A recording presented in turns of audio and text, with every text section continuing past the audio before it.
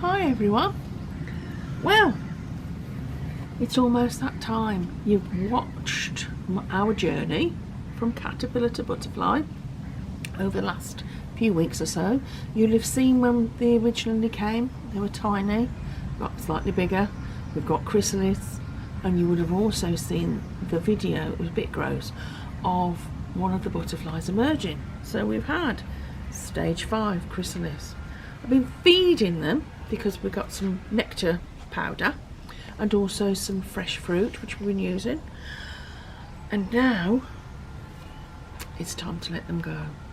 And it's a bit sad because I've really enjoyed having them, but one of the things that I found out about these butterflies is that they're painted ladies. Just want to show you what's left of the chrysalises.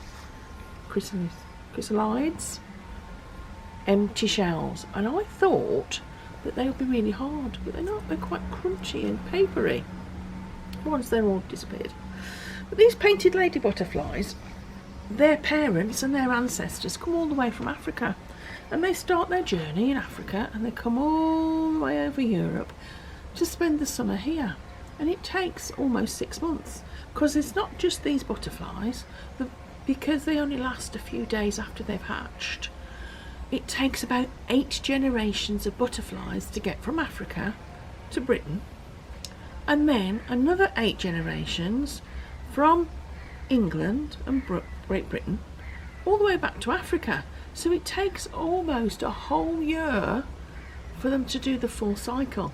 The reason why they do that is because the food changes and what they need in different countries. So they make their way from Africa when they've had a bit of a snack and everything else, go to the next country, the next country, the next country, get to Britain, they breed again, and then they go back and they breed again in another country and another. So it's a huge circle, and for a tiny little insect that is an amazing journey. It's absolutely incredible.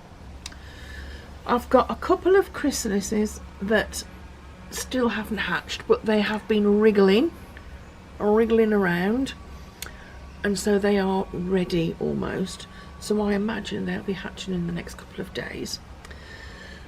So I'm going to clean out some of the butterfly house ready for these, and I'm going to see if I can, when I unzip this, release some. Put that on there, keep it out of the way. Don't know what's going to happen. Let's have a try. I'm going to stand up. Alright, just alright.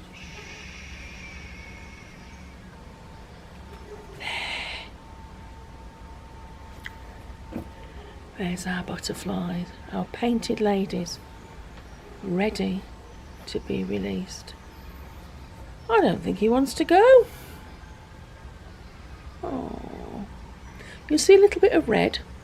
That's called meconium, which is a bit like blood, but it isn't blood because butterflies and insects don't have red blood like we do because they don't need the iron. So their blood is a kind of a yellow colour. So it's just kind of like the poo. So basically I've got butterfly birth poo on my hands, but that's okay. Oh, right, I'm going to release these if I can. I'm going to go. There we go. Ooh, there we go. One's gone off. Let's see. Are you going to?